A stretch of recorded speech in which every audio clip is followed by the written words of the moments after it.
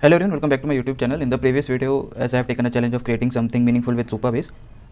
So in the past 2 days, I have come up with this project. In the subsequent coming videos, I will be explaining about the database architecture and the Certkit setup and how to use Supabase JS client inside Supabase and how RPC functions work.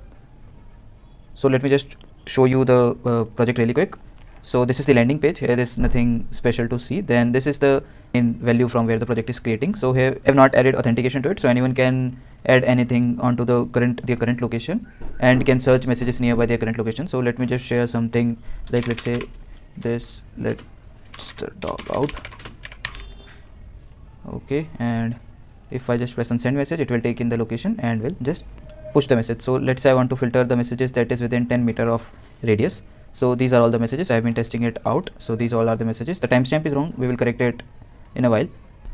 So this is the message which I shared, and I have also tested with other messages. It is working fine. If we just increase the radius, we would see there are a lot of different messages. So this is the project.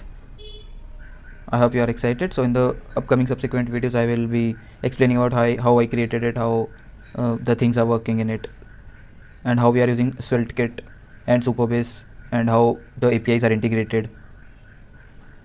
If you like the video, do hit the like button, and for more such content, do subscribe my channel and hit the bell icon so that you get notified whenever I release a new video.